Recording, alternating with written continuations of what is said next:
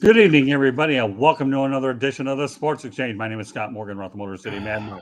We are on the second half of our doubleheader combined with Sideline Sports. Great show. I'm Pundit's Pundit, Mr. Pundit himself. Jacob, welcome back. Why don't you give everybody a quick overview of what we talked about on Pundit's Pundit before we transition over to our broadcast? Talked about Deion Sanders, the move to Colorado. A lot of different stuff right there. We talked about should coaches. I mean, what's a good way of saying this? I'm trying to shorten it up here. I mean, basically, do coaches need to work around the clock to be successful? Talked about Matt Ariza not being charged. And then just those are the type of ones that we do. We are basically a news magazine. We've turned into a news magazine now. And we have a lot of great conversations, a lot of deep stuff, and we really enjoy it. All right, well, let me give everybody an overview before I introduce the crew tonight. Rick Curdy, obviously, you've had a busy week with us, haven't you, Mr. Curdy? Sure have. I'm looking forward to it. Yeah, we too. All right, JB Ellis, we obviously are working on a lot of partnerships. And JB, let me go out there and put it out there for those watching. I will be a consultant for Sideline Sports, right, JB? So we're looking forward to relationship. So I'm glad we're excited to have you with us. Well, I'm glad. This is something that's been on the way, and I'm glad that we're finally able to get it worked out. So I'm glad to be there. And Smoking Jeremy coming off of a show called the NFL Roundtable Talks, and now he gets to talk a lot more, and he gets to talk a lot of baseball, something he doesn't do a lot of, but in a different way. Welcome back, Smoking. Hey, great to be here. All right. Well, you know what? We have a busy agenda today. If you want to know what the agenda, we're talking NASCAR. I wonder why NASCAR? I'll give you a really good reason. Yes, we're talking Deion Sanders, talking a lot of baseball, and a little bit of football at the very end. So with that said, we'll get rolling here. First of all, getting into the holiday spirit. But before I do that, I want to wish my mom a happy birthday up in heaven. She would have been 81 today, and she was born on the bombing of Pearl Harbor. Happy birthday, Mom. Rest in peace. Love you very much. And I know you're looking down and saying, oh, you're at it again? Yeah, but then again, if it weren't for you, I wouldn't be doing this because I wouldn't kind of like be alive. All right, whatever. He's also saying shave the beard. Yeah, don't worry. I told me that a time or two before. Yeah, I actually shaved it before. Now it's kind of come back. I got a little lazy last week or two, but I'll get rid of it. Yeah, okay. But now you're taking the place of my mom telling me to shave the beard. Okay, good stuff. All right, getting into the holiday spirit. I can't keep a straight face with you, Jacob. NASCAR is going to participate in the 2023 Rose Parade. The float will spotlight NASCAR's 75th anniversary, the Busch Light Clash at the LA Memorial Coliseum, in the annual Tournament of Roses Parade. And I don't know about you, but my bucket list item is I would love to see a race at the LA Coliseum. So we're starting it off on a lighter note, Mr. LA Rick Curdy. What are your thoughts about the NASCAR and the Rose Bowl Parade getting involved? Yeah, I mean, it's nice. Something different. I agree with you. I'd love to see a race at the Coliseum. That would be super duper cool. But NASCAR, Rose Bowl, why not? You know, something different. I'm surprised they haven't done it before. So I'll tune in and see it. I'm kind of intrigued to see what their float would look like. Hopefully they don't get into any fights, or throw helmets at each other. Well, those would be horrible fights, though. Yeah, they can throw like flowers at each other instead of helmets or something. So, but I think it'll be kind of interesting. Yeah, I mean, they had think about NASCAR and being in the Rose Parade, promoting a race at the Coliseum. I mean, why not? I mean, the good old boys certainly get around a little something different, which is why I decided to lead off with this topic, because I knew nobody in their right mind would do it anyways. But why not? We're in the holiday spirit, so you can get away with one of these. So, JB, NASCAR, the Rose Parade, how does that jive with you? Why not? I mean, NASCAR is getting to be mainstream. They've done a heck of a job marketing. It's out there. It's big. Let's get NASCAR involved. Any way you can get more people to view your product, it's a great move for them. I'm all for it. Jeremy? You know what? It's about time NASCAR jumps into cross-referencing with other sports. They have always been – they've had the highest attendance for their events in America for 30 years. I mean, they have more attendance than NFL games. That being said, a friend of mine from my channel chops over and says, "Happy birthday and rest in peace to your mom there, Scott." And also, hey, why not? Because the season's almost over. They have to make themselves relevant in January. It's more advertising for them. All right, good point. All right, Jacob, you got the final word on this one. Well over 30 years, looking at 50 or 60. I mean, they get 175,000 at the Indy 500. Now, Right. The biggest thing is you got to remember, everybody's been on that's ever followed me on Twitter. You know, I do all the business. I bring it on. I set it to Sideline Sports. I talked about NASCAR and the things that they were doing. Also, F1, Formula One in Las Vegas. They're bringing this on. And see, if you go to any ridiculous chat room or the comment section, you'll see that, this wasn't as good of as in the day when Richard Petty and Fireball Roberts and all them cut. That was the South. That was the South. You can't go regional anywhere anymore. Let's just say this. Vince McMahon proved that. They tried being regional all the way through with wrestling, WCW. It died. No matter, even if they tried to go national, it was still known as South. You can't go regional anywhere anymore. You have to go national. You have to go everywhere. You have to bring in that started with Jeff Gordon. It started with Jeff Gordon. They wanted to love the badass Dale Earnhardt, and then there was the pretty boy, and the pretty boy beat the hell out of him every single week. I mean, got it. It's like, and they were friends anyway. You know what I'm saying? And those were the deals. That's what that time was. It was a California kid. Now it's like that's it's all over the place now. Everything is national. Everything has to be, and then it's not only national; it has to go international now. That's going to be the next step of everything. It's like you can't just. And the world's getting smaller. I brought this up last week with everything, with all of the world. I said it on one of my final things. Every bit of the athletes are getting bigger and better, and the world's getting smaller and smaller. Yeah, no, that's true. I mean, and you talk about the growth of the sport. I've had a lot of fun, and especially during this fall here, covering a lot of NASCAR events, mainly in Homestead, Talladega. Just to let you know, the Sports Exchange can be heard on iHeartRadio, Apple, Spotify, Google, wherever you get your podcasts. If you're watching us, you're watching us on the South Florida Tribune YouTube channel. To subscribe, just go to youtube.com, look for South Florida Tribune, and please hit the subscribe button. We appreciate it. You'll be able to get all of our live streams as well as a lot of our remote media availabilities as well. So with that said, okay, one of the big stories of the week is how will Deion Sanders do at the University of Colorado? I didn't think he would take the job, but Coach Prime definitely did, and he has a little bit of work ahead of him. So, all right, Rick Curdy, you take a crack at this first. Well, you sure bring a lot of excitement. This is the most I've heard from Colorado since Cordell Stewart or Rick Neuheisel. You know, they've been so irrelevant for so long. They've been bad for so long. And he's brought some mojo to them, you know, and everybody's going to come and transfer there. And now you've got the transfer portal. So he got that at his disposal. So I think that's going to be a huge advantage for him. So a lot of excitement coming to Boulder, Colorado. And, you know, I hear some people calling him a sellout. And I'm just like, why is he a sellout? Because he took a better job with more money. Isn't that what you're supposed to do in America? You move up and you go get another job. And with more money. So I don't understand this whole sellout thing for Deion, but good for him. And I think he'll do very, very well in Colorado. Well, the one thing I know I've heard is he certainly told a lot of his players, get in the transfer portal, I don't want you anyway. So if that isn't making a splash, I don't know what it is. But then again, when you only win one game all year, what do you expect him to say? Former Florida Atlantic University head coach Willie Taggart will be on his staff over there as well. Turn over to Smoking. What do you think about Deion Sanders going into the Rocky Mountain region? It has nothing to do with the Rocky Mountain region. What this is his jump into Division I, and the fact that he is going to get better job offers now once he makes them a relevant, not so much a powerhouse, but someone that teams have to contend with.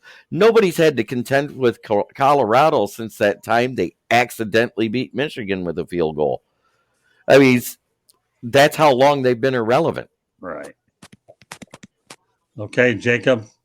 I brought up my point tonight. on the things that we're going to go to the Colorado deal, how you do it Colorado. It's like, I'll say this right now. There's going to be a lot of questions. He's putting his kid in as the number one, as a QB1. Right. He's going to bring his own kind of people in. See, now here's the issue. And now his coaching staff's going to have some experience, so there's that. But here's an issue now. Some of the people he's bringing in are FCS level. Can they hang in the FBS?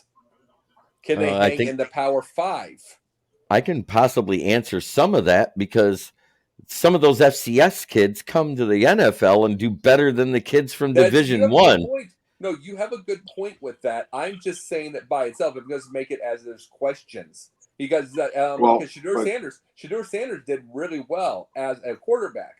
But it's like, now this is Power 5. Now there's a lot of things. Now it's something to prove. So, and yeah, go ahead.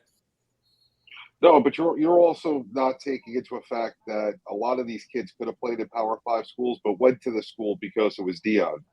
You're not talking about. You're talking about the kid that Detroit drafted, James Houston, who was at Florida, transferred to Jackson State because he knew Deion Sanders would help him get ready for the pros better. And lo and behold, he has more sacks than Kayvon Thibodeau and Trayvon Walker in 2 games. Well, yeah, and that's completely, that's a good point on something like that. But that's the only thing I bring up. It's like, now you get to here's the thing. I'm just glad he didn't try to go to the SEC and get killed because there's some monsters there. And it's like, I got people complaining that they wish Jackson State was playing in the Division I college football playoffs because they could do murdered. I know they would, but they were saying they might be able to beat TCU. No, Zimmer's going to do it. It's not candidate. He's going in. All right, let's go to the chat room, if I may. Okay, Keegan Eckerd, you're right. I've heard that rumor that Zimmer's. No, he's going in. It's official. Well, there is he's no the defensive coordinator for him now. Yeah. All right. Well, nice. Keegan Eckerd, there is no rumor. It's fact. But thanks for chiming in. We appreciate you very much. Good stuff. Yeah, and I mean, with the whole thing with Deion, I mean, first of all, there's people that are offended that he would leave Jackson State. He was supposed to raise the historical black college. Listen, he's a man that wants to make money for his family. He's a football coach. The fact that, he's not, that wasn't his thing that he wanted to do. He wasn't, what was the famous coach? And I read the article today, I forget. I think he coached at Grambling. He was there for Eddie Robinson. Eddie Robinson. Okay. Yeah, he was there forever. But Deion's not Eddie Robinson. Deion's prime time. Deion wants his name out there. He wants to go to the highest profile job. He wants to be there. This isn't, this wasn't his thing. There was an opportunity. He took advantage and made the most of it. Now he's going to Colorado. He's going to make the most of it there. And, 2-3 years, if he does well, someone else is going to call for him, and he's going to go and leave Colorado. This is the way coaching is in college. Yeah. I see the natural progression. He went from Division II to Division I Power 5. You know what the next step is? Yeah, Florida State. To say that he was wrong. He should have never left. It wasn't right what he did. He was the savior for the HBCUs. That's all hogwash. I mean, yes. Theoretically, we all want that hero that's going to stay in the one job and do the one thing perfect forever. But that's not the way of the world. The man has a family. He wants to make money. He wants his name out there. There's not a thing wrong with what he did. He put Jackson It's capitalism. State on the map, and he put Jackson State on the map. It's up to them now to get another coach in there, to pay money, find somebody, and continue to grow the program the way Deion gave them the opportunity. Yeah, the only thing I'll add to this as we go on to baseball in just a few moments is, number one, more power to what he did at Jackson State. And I don't think Colorado, to me, is what you call a prime job. But, it is nevertheless a Power 5. I actually think if he wasn't going to go to Florida State or Auburn, Deion Sanders is headed to the National Football League after this move here. That's where I was going with it. Well, and that's where I'm going with it now. Okay, I believe that once he conquers Power 5 Division I college, he's going to the NFL. I mean, why not go after the NFL? a lot of coaches, how do you go ahead and conquer one level? You conquer another, whether it's a national championship, getting to the playoffs. Keep in mind that the college football playoffs going to expand to what, 12 teams? Right, in 2024. So we'll see where it goes. He's got a long way to go. That's a mess that he's inheriting there. But if he keeps them competitive the first year, gets them up to 5-6 wins, and then you see where it goes. I say 3, 4, 5 years max over at Colorado. He's in the National Football League, and that's really Look at what he did with Jackson State. Jackson State was the equivalent of Colorado in their division in FCS. Right. They were a 1-win team that year. The next year, he took them to just outside the playoffs. This year, he damn near went undefeated. Well, so then there's obviously a trend here, and I think it continues to the National Football League. I want to get to some baseball. There was no way that we could leave Deion Sanders off, and I wasn't going to allow that anyways, because it's certainly one of the top stories of the week. And we also talked about it last week on Inside the Pigskin as well. So now that he took the job, before there was rumors, I wish Deion Sanders well over at Colorado State. We'll see how, like capitalism, he's entitled to go ahead and make a little bit more money for his family and boost his profile. But in the end, all roads lead to the NFL. Well, leave little doubt, the big story of the day is Aaron Judge has a 9-year, $360 million contract. And let me break down the numbers here, because I had to do a lot of highlighting for this one, okay? Because I don't really get too heavy into numbers, but I'm going to do it this time, okay? So I said 9-year, $360 million contract. That's nearly $770,000 per week, $110,000 per day, $4,600 per hour, $4,600 per hour and $76 per minute for the next 9 years. Now, let's keep in mind the man bet on himself, okay? Judge was offered $213 million for a 7-year extension in April. Now $360 million. Of course, hitting 62 home runs doesn't hurt either. So we'll break this topic down a couple different ways. We're going to talk about, I just want reaction from you guys about the contract and the numbers that are within the contract. And then I'll go on to other things, but I want to just keep it focused in this area. JB, I'm going to lead off with you this time. Not happy at all. I'm the Yankee fan on the panel. He's a great player. He deserved to get paid, but $360 million. Now you have $80 million a year with him and Garrett Useless Cole. And you still got to put another 23 guys on the roster. It doesn't make it very easy. It handcuffs the team. And 5 years from now, when Aaron Judge isn't the guy who can hit 62 home runs, what are you going to do? So that's my thoughts on that. Jacob? I absolutely was thinking of I actually thought that was a little lower than I was expecting. When Trey Turner came in at 3, when he came in at 300, I expected 4 or 5 for a Judge. So that was the thing. But at the same time, you have to also think Trey Turner's got hits like average about 320, 330. So He deserves his himself. Now, the biggest thing about as far as a marketing deal, the Aaron Judge being the 62 home runs, he might even get more. Right. But now the question I'm going to have, and maybe JB will probably agree with me on this. You've got this with Garrett Cole. How much more can you really build around to go get a World Series? Right. For them, and it's like that's what I ask, and it's like, and I would have personally, to me, I would have rather seen the Cubs take a complete splash and do that over Cody Bellinger. But I mean, it's like considering I love the Cody Bellinger move. I think they got him cheap. If he stays healthy, that's a great sign. Of course, they got him cheap. He's also a 165 hitter. But you're right. It's a prove it. It's a prove it. There's no question. But I'm like, I want to see that. But I want to see. We talk about with the Cubs with confidential. I want to see a team build for a World Series. I mean, yes, the Yankees can go to ALCS. I mean, for all the time we said they haven't won since 2009, they go to the ALCS quite a bit. And it's like, but they're not building to. I mean, they're not built for Houston. They're not built for these teams. And it's like giving him that big thing. How far can they go right now? To be very honest. Well, the 165 is a tough thing. Sorry to interrupt you, Scott. That was his injury year. The first couple of years he was hitting 250, 260 with a 305 in there. Then the last 3 years have been down, but one of them was an injury year. That was the 165. So I don't think that's a bad move for 17.5 million. Yeah, you know what? I can't help myself by wanting to repeat these numbers again, but I'm going to do it anyways.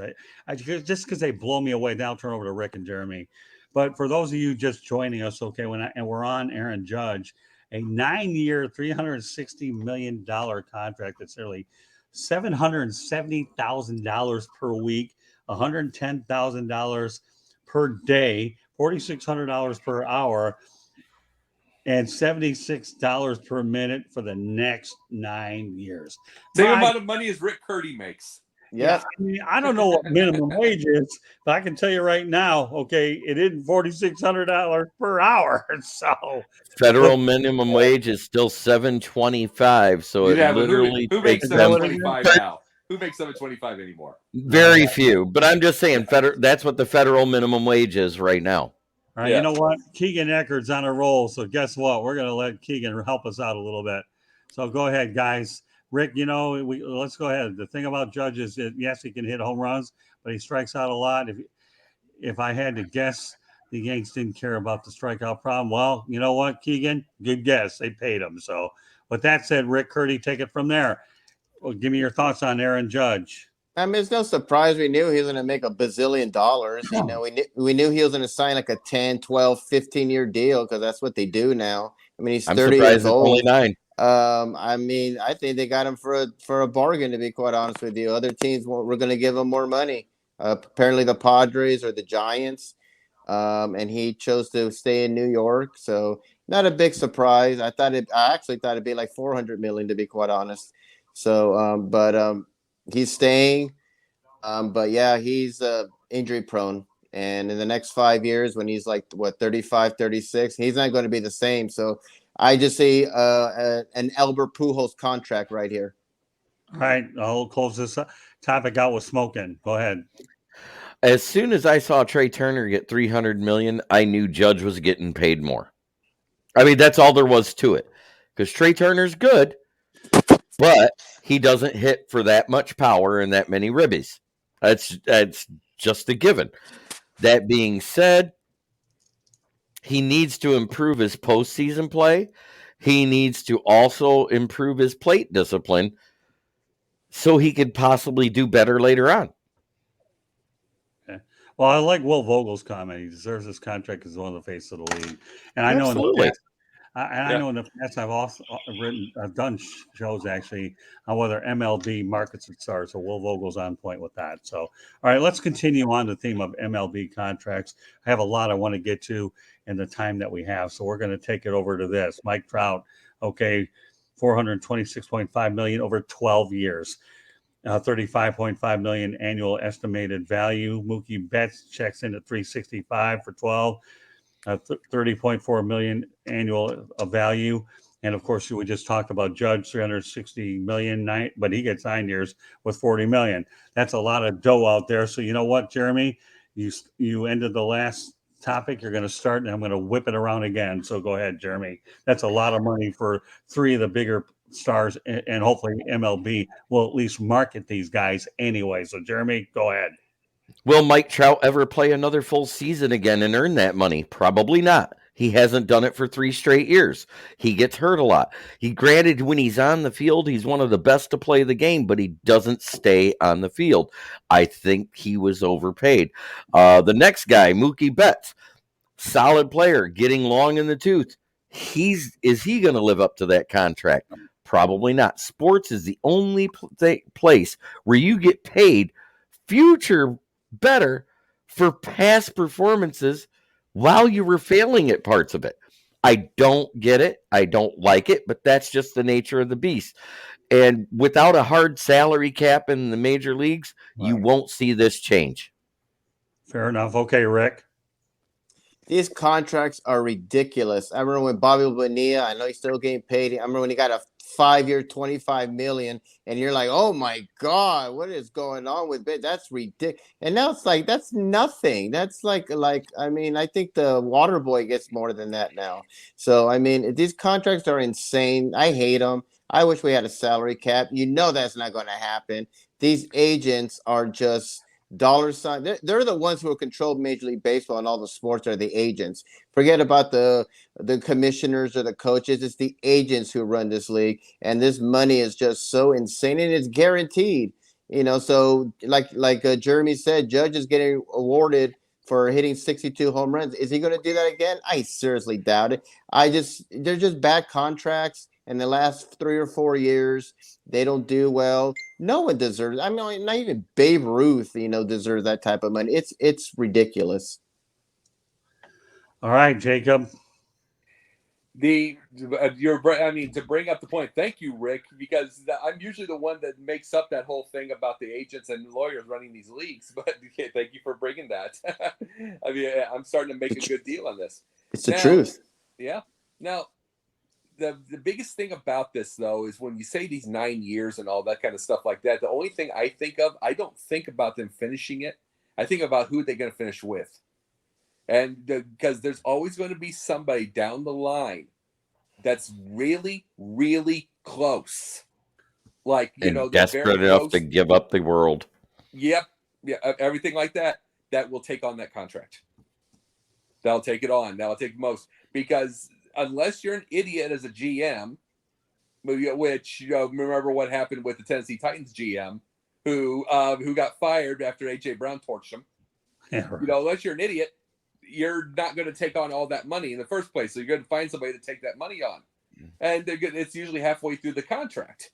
So really, I don't see, especially as bad of an owner as Artie Moreno is, I do not see Mike Trout staying. I think he's going to want to get to a playoff. He's going to want to get to a World Series. He's not going to want to deal with Artie Moreno. I mean, I wouldn't want to myself. As far as Mookie Bet, go ahead. That's okay. Well, go ahead. Finish your Mookie Betts. Mookie, I think that's gonna flow. That's gonna fail eventually. It's like, remember, you get older. That can become like, say, the Matt Stafford situation as far as the injuries, right? Because he does play hard, so that's gonna that's gonna wear and tear on him. But as far as all the contracts and what I think about this, we've said it forever. Any of us that ever watch, we can say, "Oh my God, this is ridiculous. It's crazy." We're gonna have $1 billion guy in the next 5-6 years. Well, that's because as long as we're still willing to pay the ticket price increases to go to the games, the owners will have the money to spend. Well, it's more the ticket prices now, though. It's like it's around ballparks. You got all these miniature cities, and it's all a real estate deal now. So the $10 12-ounce cup of beer. Yeah. Well, I'm just saying, but it's like it's more than that. All that kind of stuff, all that stuff with the tickets and the beer and all that stuff is bonus money. They're getting theirs from the real estate end. But at the same time, though, you have to wonder which owner really wants to win at certain points, because some of these owners lose money when they do that. It's a lot of the losing owners who make their money. Who's one of the winningest owners right now and hardly has a roster that makes a drop in the bucket compared to everybody else? Tampa Bay Rays. Yeah. Okay, JB, you got the last word. Then I'll say a couple things, and then we'll move on. Go ahead. So you got $1 billion on the books in these three guys. One who's got a bad degenerate back. One who strikes out more than most people. And Ken Williams struck out in his career. And Mookie Betts, who I like, but that's just a lot of money. It's ridiculous. And what is a guy like Ohtani going to be worth on the free market? $500 million? Over 5. He's going to get he might be the $1 billion player when it all comes. He's going to the Yankees, JB, and he'll get that lifetime contract. $200 million on 3 guys. I mean, it's absurd. It doesn't make sense. I'm not joking about Ohtani. He looks like the real deal, though. The whole situation just doesn't make sense. And what's happening is they're squeezing out the money off the younger guys, that are in their mid-career that aren't the superstars. You look at the salaries in baseball, you have your stars and you have your minimum guys. There's no middle ground anymore. It's being slowly stripped away. So it's going to be interesting to see what happens. Hard to keep leagues going that way. Well, especially also minor leagues being $11,000 for A and AA, making that per year. Yeah, the only thing I'll say to close out the topic here is, number one, Okay, can you believe the amount of no trade clauses being inserted in these contracts? But my final word on this topic is, can you believe a year ago we were dealing with a lockout? What a difference a year makes, right? I had a lockout and we didn't know when baseball was going to start, 99-day lockout. And as a result, what do you have? So no trade clauses, lockout. Like I say, what a difference a year makes. $1 billion on 3 major leaguers, Scott. Yeah. $1 billion. Yeah, Will Vogel has an interesting comment. He does contribute a lot, and he's a life of the chat room, and as well as our other contributors tonight. But Trout reminds me of Mantle, injury prone, but good player, and Mookie's a solid player with it offensively and defensively. So, Will's been a life, and you know what? We appreciate the participation of Keegan Eckert. Thank you very much for being with both of y'all. Scott, just before you go on right now, everybody real quick, what would Willie Mays make per year right now if he was playing? Because arguably taking out Babe Ruth, he's probably the greatest baseball player of all time. So what do you think he would get paid per year? Just real quick, everybody. If he was playing right now he'd be making 500 all day, 500 mil. Yeah. On a 10-year deal. Yep. I'd have a hard time arguing against 500 million because we all know what kind of a player Mays was. So you know what? I'm going to ride Jeremy there and go 500 mil. Yeah. Because, legitimately, it was Ruth, Mays, and Bonds are probably the 3 best players of all time. Whether you disagree because of steroids or, whatever, arguably that's the 3 best baseball players in history. There's one that you could interject in there that was consistent and is still the hit leader to this day, Pete Rose.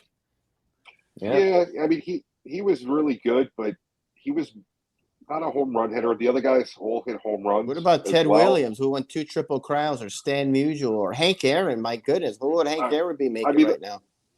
Those are all great guys, but I think there's just that little – it's like the Jordan LeBron thing. You have some other guys that were phenomenal basketball players, but they're just those 1Bs. Like where Jordan and LeBron on 1A. Too bad it was such a little bit short. Too bad it was such a short sample size, Roberto Clemente. All right, well, who wants to go ahead and comment on Keegan Eckert's latest comment? Oh, he's heard me gripe about this on my channel when talking about the Lions. So players that have bad seasons and randomly have a great season, 9 times out of 10, just before a contract year, teams give them a contract for the good season rather than looking for consistent seasons. Let me give you a couple of instances. Romeo Aquara, the Giants, Kenny Galladay, the Rams, Matthew Stafford. Yeah, right. Yeah, well, let me give you this, though. Stafford absolutely played warrior on the Lions for years to earn that. But he did. He played warrior to earn that in the first place. But no, the thing about this, I'll tell you what happens with this, is they're playing a crapshoot with hoping. They did this with Mel Tucker and failed because Mel Tucker sucks. But it's like they did it with it, and they did this at Michigan State, and he's terrible. But it's like, and you do this, there's such a fear with GMs and with all these other people and the owners and all this. Boosters, everybody. There's such a fear that they're going to go somewhere else and look awesome.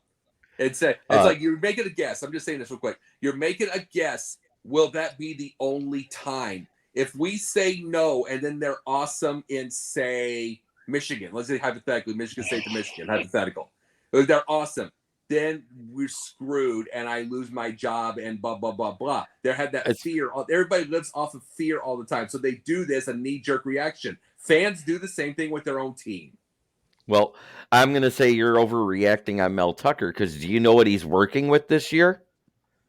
The last year of the previous guys, seniors and juniors. Let me explain, though. I have seen him as a defensive coordinator of the Bears. I've seen him in Colorado. He's terrible. I understand that. But he did great things with the young players that the last guy recruited the first year with a couple of seniors that were standouts that was good talent. This year, those seniors are gone, the ones that had talent, and you're left with the crap the previous guy recruited as your starters. And over half of them get injured 3 games into the season. He didn't have much to work with. Yeah, but you got. Right, well, I'm bringing up a I'm bringing up a body of work. His body of work has never been that impressive, and he was terrible in Chicago. All right, well, let me keep this thing on track a little bit, and we're going to go over to Flushing, where the New York Mets have a Flushing reunion as the Aces together in Detroit for 5 years. I'm talking about Justin Verlander. Yes, let's talk a little bit more money. 2 years, $86.7 million, with a vesting option of $35 million. Joins Max Scherzer. Goodbye, Jacob DeGrom, Texas, and your injury history for 5. He's getting 5 years, $185 million. So, JB, we're going back to New York for this next topic, too. What are your thoughts about Justin Verlander and Max Scherzer reunited in Flushing? So I think George Steinbrenner was frozen cryptologically like they did with Ted Williams, and he's reincarnated as the Mets owner because the Mets are spending money ridiculously on guys that are older than, some of the people on the panel here. And I don't see guy. it. Thank you. I don't see it working. I'm a longtime Yankee fan. I seen this in the 80s. You can't buy a championship. Doesn't work in baseball. You got to have chemistry. It's a long season. Bringing in these guys, they had all the homegrown guys. That's how you win. When you look at what the Astros have done, when you look at what the Yankees did in the 90s, these teams that are consistently really good, they had a core of guys from their minor league system. The Mets are going back to, the old George Steinbrenner days, and Steve Cohen not going to win much that way. He's going to get to the playoffs. He's going to be like the Yankees of today. We're going to play in October, but we ain't winning anything. All right, well, we have an interesting person that knows Mr. Opinion. I know him too, Graham Todd Farrell. Reach out to me, Graham Todd Farrell. Would love to have you on here. Thank you. I'm the GOAT. Yeah, on a Wednesday night edition of the Sports Exchange, Graham Todd Farrell, reach out to us. Love to have you on and join us. The chat room's very active. So with that said, we'll turn it over to Jacob. Let's talk about the Aces back in Flushing. Well, I kind of had a little bit of a shock that he didn't go to Atlanta because Alabama is 3 hours away. I mean, Jacob DeGrom, Alabama is 3 hours away, and that's the Dr. Andrews. And considering how injured he gets all the time, that would have been a nice drive over there. But the biggest thing about these is the fact that you bring, and JB brought this up with the way that they're spending in New York, right? And in the end, you got to realize they're getting all of these names. But you look at the age, and then you bring up Verlander's wife, who said, we picked this team because we don't like our fans that boo us. Well, the Mets will boo you just for a hobby. So that was kind of a goofy thing to say in the first place. But are you talking bad of Kate Upton? Damn straight I am. So, you remember, Jacob, sorry to interrupt you, but you remember a few years back, the Mets made a trade with the Pirates, and they got a guy who had a loudmouth wife too, Chris Benson. Mm-hmm. Oh, yeah. So it seems to be the Mets MO. And, there's nothing wrong with a wife that talks. I like it. To talk about other teams and things like that. You're putting your husband in a bad situation. He has to go out there and face, 40 to 50,000 fans on all these different stadiums. Why would you want to make him hated when the guy's had a remarkable career? If you're going to make statements, make logical statements. You're getting $40 million a year to pitch a baseball. So you pick the team because you didn't get booed. Then you know what? You don't have thick skin, and I don't want you on my team. I'm glad you're going to play for the Mets because they're garbage anyway. Well, Jacob, sorry to interrupt you, but we have a little bit of breaking news here, and Keegan's breaking it, so I got to get it up there. All right, Tigers third baseman outfielder Justin Henry Malloy, left-handed pitcher Jake Higginbotham, Braves get Joe Jimenez, and cash that happened just 20 minutes ago. Sorry to interrupt you, but you know what? We're taking a page out of basketball. Absolutely out of the basketball. Yes. No, wait, is that what Tigers gave up to the Braves, or the other way around? Yeah, Joe Jimenez is headed over to Atlanta, and the other two guys are headed to Motown. All right, go ahead. Didn't mean to interrupt you, but when it comes to no, completely understood. No, but the biggest thing about this is you're buying a aging star. First off, you're not getting and the thing is, you remember you're replacing. He was hurt last year, and I've already gone to town on DeGrom being hurt. And this is a guy who's not getting any younger. These are the things I'm saying with this. And guess what? Phillies and Braves are still good. And they're going to build their team. They're going to build the whole team. So I can't say that I'm going to trust the Mets anymore when the Braves and Phillies are still good. You know what?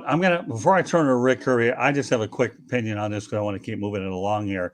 Number one, to me, when you look at the numbers, and right now I'm looking at some numbers, and of all the shows I've ever done, I don't think I've ever looked at this many numbers, but you had to have them. But think about the money here, okay? Justin Verlander, 2 years, $86.7 million with a vesting option at $35 million, won a couple World Series.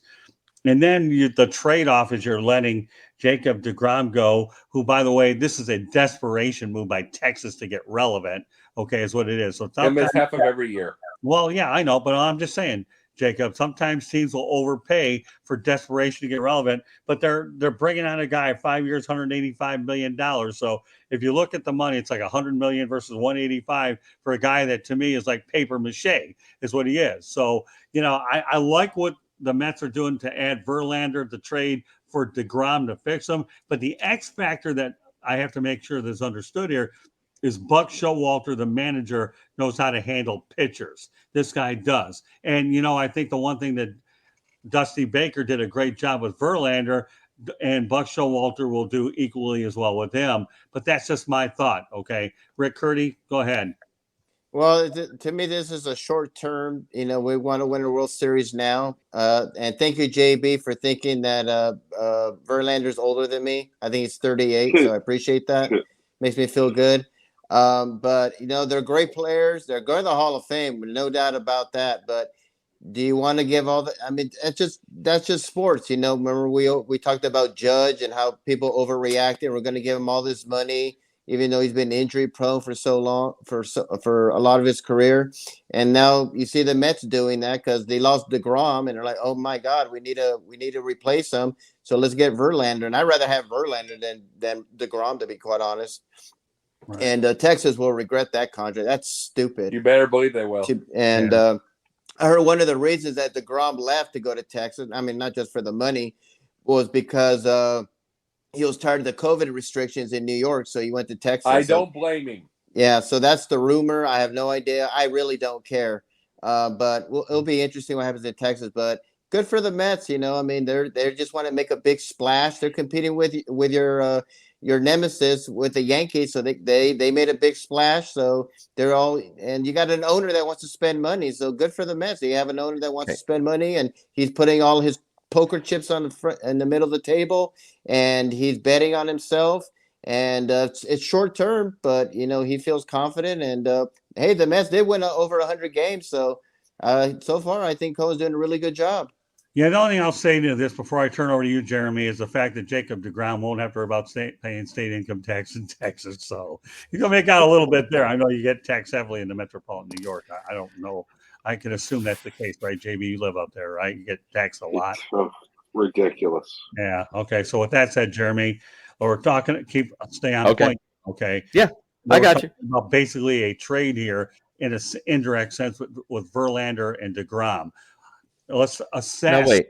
DeGrom went to the Rangers, though, right? Yeah. No, I'm talking about a trade off. Okay. That's all. Oh, yeah. Okay. Wait. How long is the contract for? Well, I'm going to go over it now. I'm going to read. Okay. Bear with me. So I'm talking about a trade off is what we're talking about. Justin Verlander, 2 years, $86.7 million, of course, with a vesting option of $35 million versus, and I mentioned the word versus, okay, the DeGrom, 5 years, $185. Again, a trade off. We're not talking about a trade. How do you assess what the Mets got rid of versus what they inherited? I think they did well because they'll probably get more innings in the 2 years out of Verlander than the Rangers will with DeGrom in 5. Fair enough. Okay. One of the hot topics of the week, Fred McGriff finally getting in the Hall of Fame. Okay, JB, we're going to lead it off with you. I know, Rick, we'll save you for last on this. I know what you think. We've only talked about it all week. We'll let you talk about it for the rest of my life. Yeah, I know. Well, I won't have to worry about that no more with you. This will be a done topic by the end of tonight. Mark my word. I'm not talking about it tomorrow on college football. All right, JB, Fred McGriff, does he belong in or not? Listen, the crime dog was one of the best of the generation. No problem with him going in. The problem is who's missing from this generation that's not in the Hall of Fame.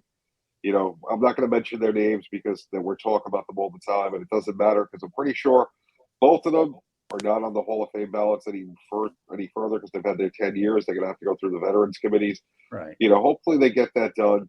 You know, get them and Pete Rose, all three of them in the Hall of Fame, and let's just move on. Fair enough. Okay, we'll move on to Jacob Christner. They will be there. They will eventually. And it's like, because here's the thing.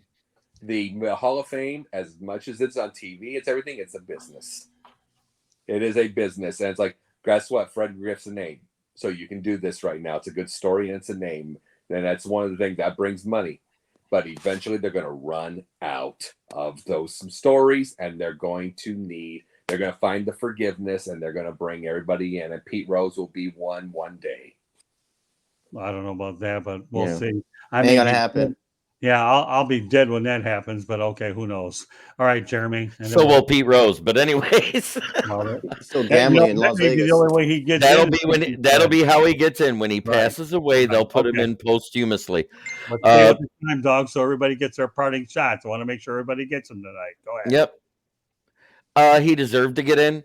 I am glad that some of the guys on the veterans board are former Tigers. Right. And it was great that he got in. I love the crime dog, and he played in an era when some people were being accused of the reason why the other two he won't mention didn't get in, but they deserve to be there too.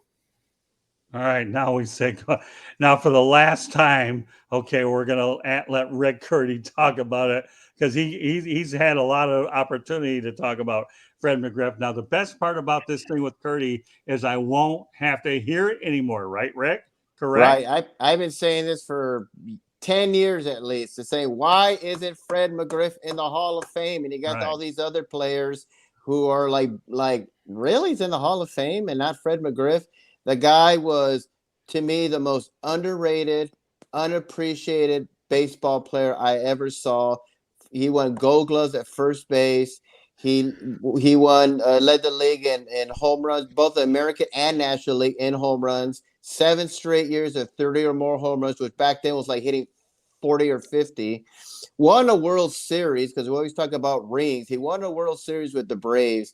He was consistent everywhere he went. Blue Jays, Padres, Braves, of course. He finished his career with the Rays because he's a Tampa native. Deserved it years and years ago. I'm happy he's finally in. I'm not going to talk about it no more. I'm not going to say he should have been in there 10 years ago. He's in. I'm happy. Good for him. And if you're going to talk about Pete Rose, put Shoeless Joe Jackson in the Hall of Fame. Yep. Yes. Yep. Right. I just want to go to agreed. One thing in the chat room, and then I have one topic, and we'll go to parting shots. Okay. Keegan Eckert, I'll answer your question for you with the Hall of Fame, a hot topic. But this question, do you think Miggy and Pujols get in upcoming year? First ballot. Well, yeah. First ballot. Both of them. Yeah, both of them. Yeah. Yeah, both of them. Absolutely. Easily. That's a no-brainer. Easily. Yeah, but it's okay. Both of them have been World Series MVPs. Both of them in their respective conference, AL and NL at the time, have been Triple Crown winners and season MVPs. I think, wasn't he a shared MVP with Verlander that year, Miggy? Yeah, I believe so. But all I'll say is this.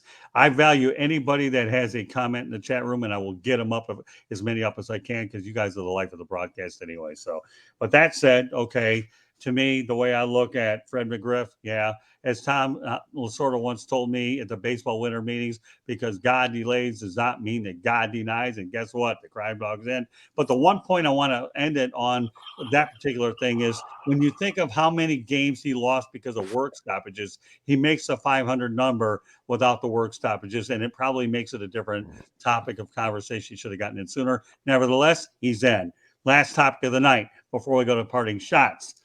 Baker Mayfield landing with the LA Rams. Can Sean McVay fix this guy? And you know what? We'll go ahead. I know. All right, Rick, go ahead. You're nodding your head. Go ahead. Well, this recently happens in my backyard, so I'll take a stab at it. No, Baker sucks. Trash. Okay, he's garbage. He can't throw. And I think what hurts Baker is his attitude. He never takes responsibility. Go look at his press conferences. It's we got to look at the tape. You don't have to look at the tape. You suck. Look at your completion rate percentage rating. You threw 2 interceptions. They should have won that game against the Ravens. He lost it because of those 2 horrible interceptions he threw. He gets the balls batted down all the time because he can't throw over his O-line. And he throws over his wide receivers as well. He's garbage, and he's in complete denial about himself. So, no, he cannot get fixed. Okay, Jeremy, give me a brief answer on this one.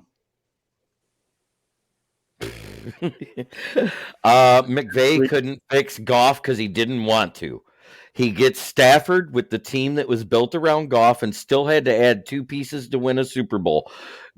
McVay has been failing all year to make that team better.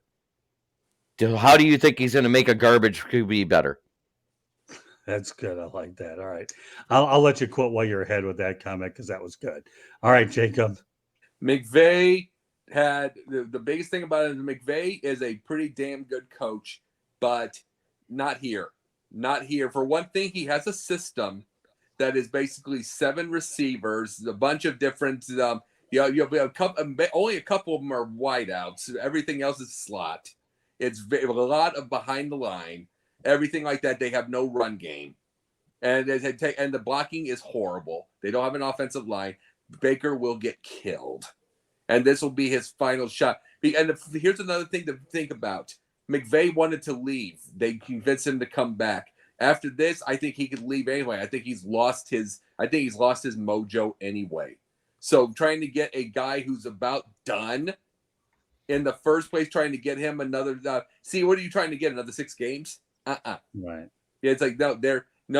I think this will be the end for Baker in the first place. He doesn't have the system to get Baker there in the first place. Baker's had run games. This is not a run game here. There's all that kind of stuff, but he's not that accurate to do that kind of system in the first place. JB? Listen, everybody loves a feel-good story. Baker Mayfield with redemption would be a feel-good story, but it ain't going to happen. McVay's a horrible coach. The Rams are not a good team this year. I don't get it. I think it's more of blocking, like we had said before the show, San Francisco from getting them with the horrible injury to Jimmy G. That's what I think it was happening, and I just don't like it.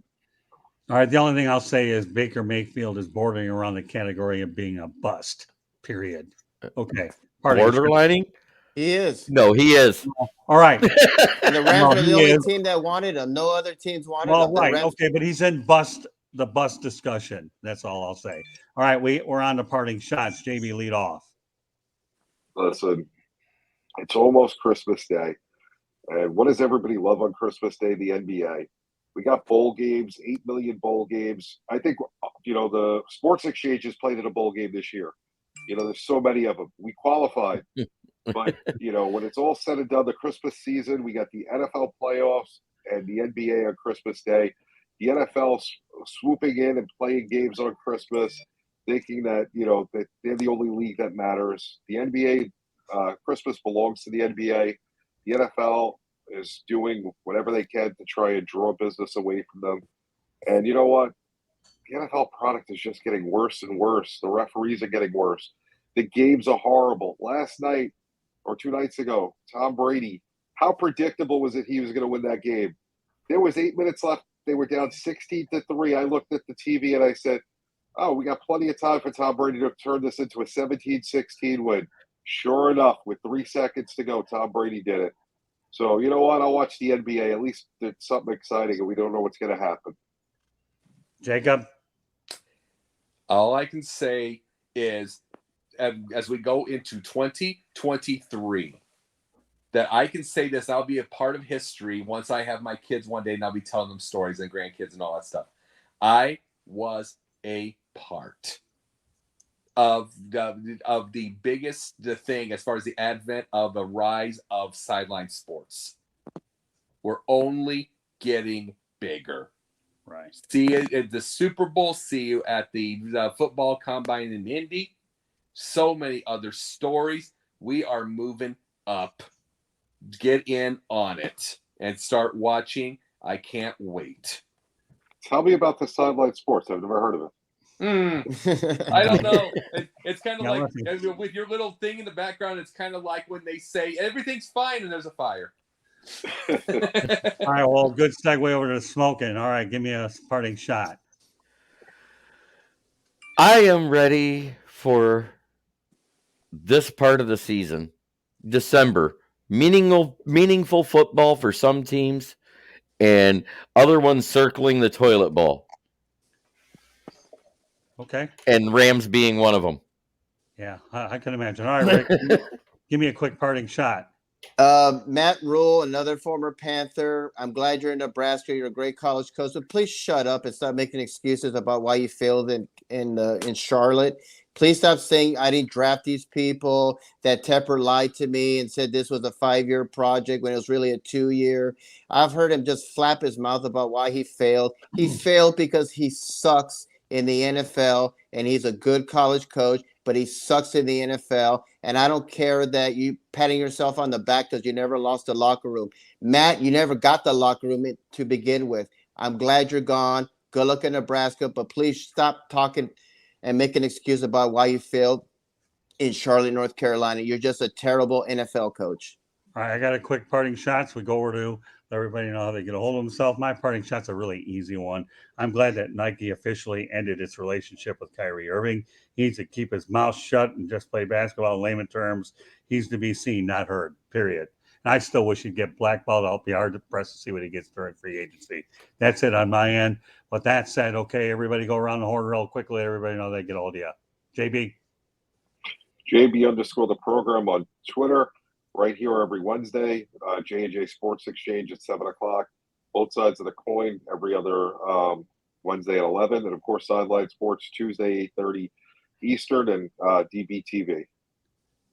Jacob? Sunday night, at Jake the Pundit on Twitter. Sunday nights, the Basket Bros. Thank you with Scott. With Will, with Will, with Jay. Monday nights during the season, NBA Carousel that starts in January with Megan Price. Tuesday nights during the season, we have one next week for the free agency, confidential, and we can't wait to get it real time. Wednesday nights, double header with with Pundit's Pundit and here the Sports Exchange.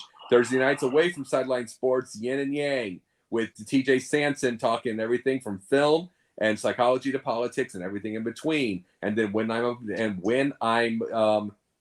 invited, once in a while, the Gauntlet. All right, Jeremy. You can find me anytime that South Florida Tribune needs a guest. I'll be there. Number 2, I had my channel, Kneecap Biting with Smoking Jeremy B, and soon to be a part of Sideline Sports. So I'm excited. You can find me on the Motor City Tribune, which is under the South Florida Tribune at www.southfloridatribune.com. And that is my Twitter handle, at Smoking Jeremy B. All right, Rick. www.charlottebats.com. Go on there, sign a petition. I'm on Facebook, Charlotte MLB, Twitter, Charlotte Bats Baseball, Instagram, Charlotte Bats Baseball, and I'm on LinkedIn under Rick Curdy. All right, well, our website, www.southfloridatribune.com, Twitter at Tribune South. And the show can be heard on iHeartRadio, Apple, Spotify, Google, wherever you get your podcasts, that being the Sports Exchange. I should probably not. You can reach us at South Florida Tribune at gmail.com. And special kudos to Candy Ebling, who does a marvelous job. If you have any comments about the show, feel free to contact us via email. They're pretty good. We'll be more than happy to put them on the next air. So meanwhile, what a great broadcast we had tonight. Certainly a lot of ground to cover for sure. Jacob, Smoking Jeremy B, Rick Curdy, and JB Ellis, obviously, my regular crew out here. And I appreciate the work that these guys do to put it out there. And once again, special kudos there. So our chat room was very active tonight, which was really good. And as I mentioned before, okay, the website, www.southfloridatribune.com, at Tribune South on Twitter. And please subscribe to the South Florida Tribune YouTube channel by going to youtube.com. Hit subscribe. You're good to go. And I mentioned the audio portion. So on behalf of JB Ellis, Jacob Christner, Smoking Jeremy, Rick Curdy, my name is Scott Morgan, Roth Motor City Manmouth. Thank you for joining us on this edition of the Sports Center. Sports Exchange, yeah, Sports Center. I don't think so. Sports Exchange, We're guess. better. Yeah, you better believe we are. There you go, spokesman of the show. So, all right, we will see you next Wednesday night. Have a good night, and Mom, rest in peace. Love you. Happy birthday. Goodbye now. Good night.